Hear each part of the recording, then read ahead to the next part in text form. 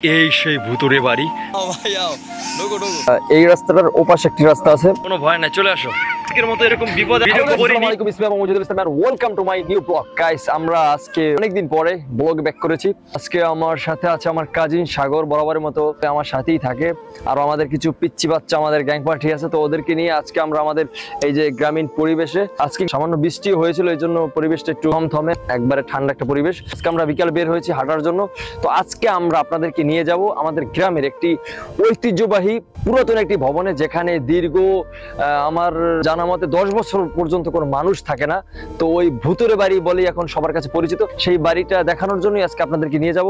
তো চলুন যাওয়া যাক।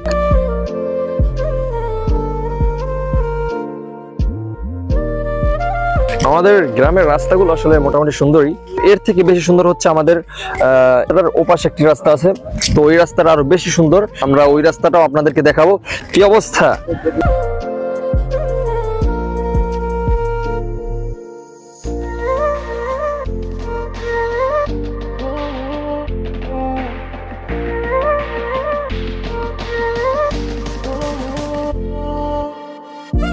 সিমন ক্যামেরাম্যান হচ্ছে, এদিকে তাকাও না। সিমন, কি অবস্থা তোমার? ভালো? যাক, ও আপনাদের সাথে এখন আর দেখা করতে পারবে না, কারণ সে আমাদের এখন ক্যামেরার দায়িত্বে থাকবে। সে হচ্ছে আমাদের গ্রামের মুন্সিবাড়ি। আগে খুব চমৎকার ছিল, বাট যত দিন যাচ্ছে এটা সৌন্দর্য আস্তে আস্তে নষ্ট হচ্ছে। তো আপনাদেরকে শুধু সামনে থেকে একটু দেখালাম। আমাদের গ্রামের সব থেকে সুন্দর রাস্তাটি হচ্ছে এই রাস্তাটার নাম এখন বর্তমানে যে ফেসবুক রাস্তা, কারণ এখানে আমাদের এলাকার যত ছেলেপেলে আছে সবাই এখানে এসে একটি করে সেলফি তুলে সুন্দর করে ফেসবুক আপলোড করে দেয়।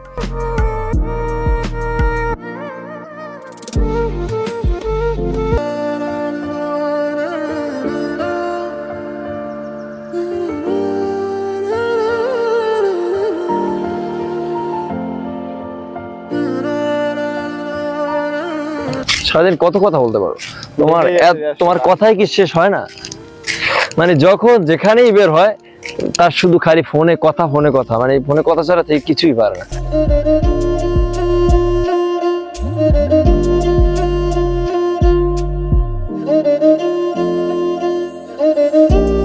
তোমার কি ভিতরে বাজে না যে আমি একজন চাকরিজীবী মানুষ, আমি একটা 5 টাকার সামান্য একটা চকোবিন কিনে দিয়ে হার করতে চাই? এটা কি তোমার মনে কি একটু বাজে না? বলো। আমি তো আসলে ভাবি নাই, আমি তো চাইছি ভাই হিসেবে আন্তরিকতা। সব জায়গায় আন্তরিকতা খাটে না। আমরা মানবতার স্বার্থে আমরা তাকে একটা দিলাম।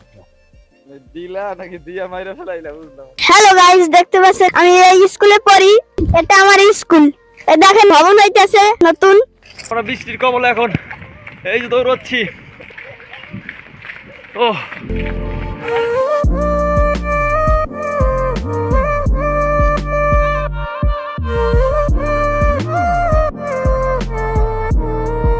আমরা চলে আসছি।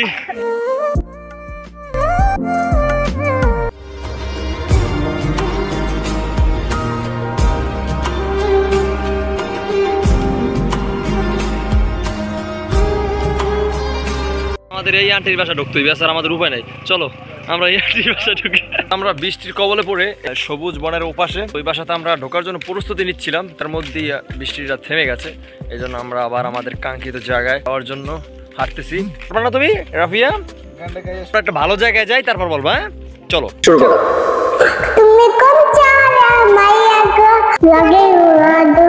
তোমারে না দেখলে আমায়, তো তোমারে না দেখলে আমার পুরা মাথা ঘুরায় গো,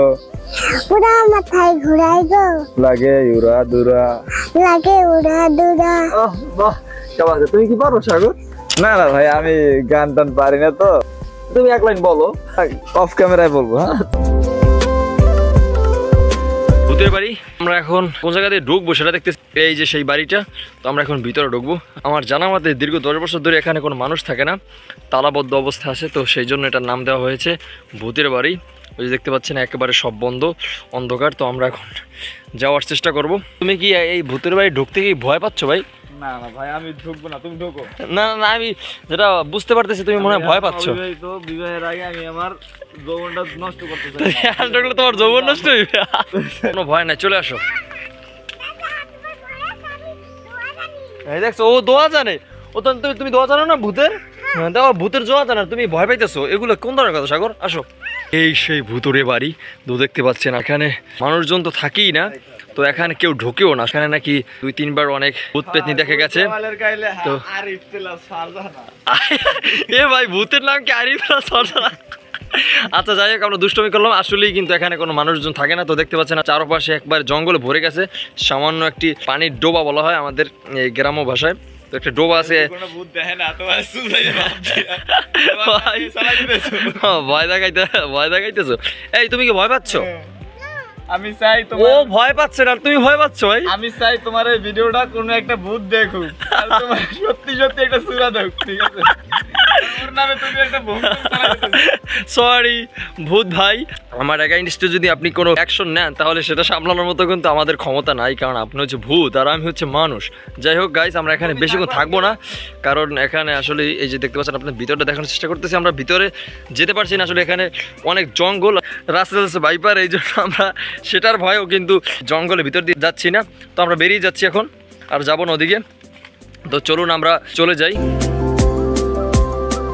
তো এই ছিল আজকের ভিডিওটি যদি ভালো লাগে অবশ্যই লাইক কমেন্ট শেয়ার করবেন, এবং যারা যারা এখন আমাদের চ্যানেলটি সাবস্ক্রাইব করেননি সাবস্ক্রাইব করে আমাদের সাথে থাকবেন। তো দেখা হচ্ছে নেক্সট কোনো ভিডিওতে।